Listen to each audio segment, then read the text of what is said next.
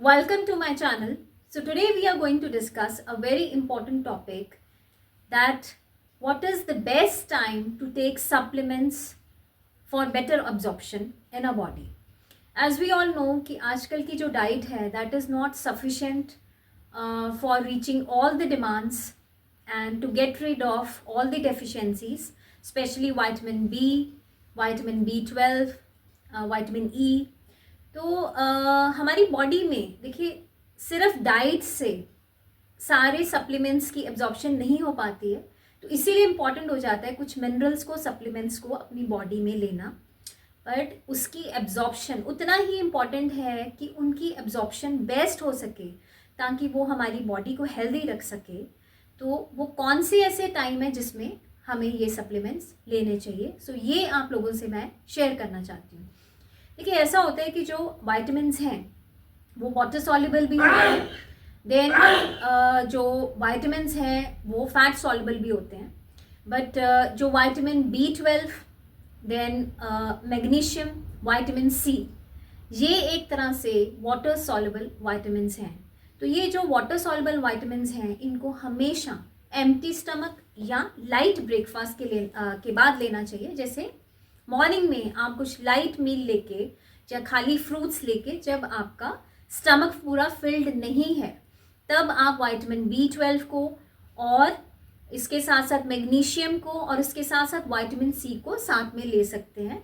उससे क्या होगा, जब स्टमक पूरा फुल होता है तो ये वाइटामिन्स पूरी तरह बॉडी में एब्जॉर्ब नहीं होते हैं, तो इसको उस टाइम पे लेना बहुत ज़्यादा इंपॉर्टेंट है प्रॉपर एब्जॉर्प्शन के लिए।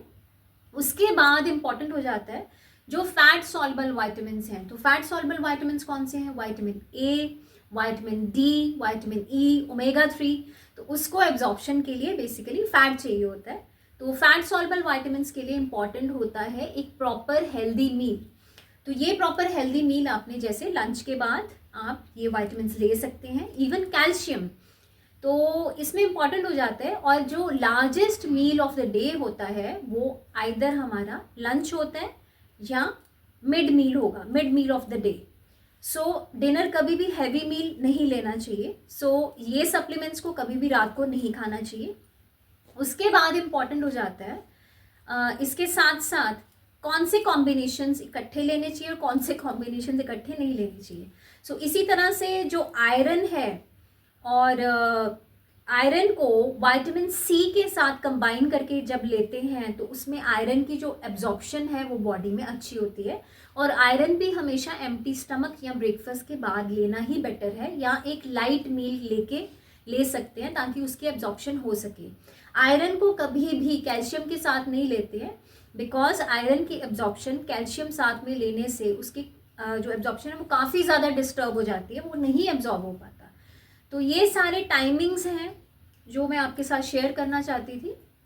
तो एक तरह से अगर आप ये सारे सप्लीमेंट्स ले रहे हैं तो उसमें please make sure at what time which meal you take and one after that meal कौन सा सप्लीमेंट कौन से टाइम पे लेना चाहिए। वही डिपेंड करता है कि वो वाटर सॉल्युबल है कि फैट सॉल्युबल है, उसके अकॉर्डिंगली ही उसको लेना है।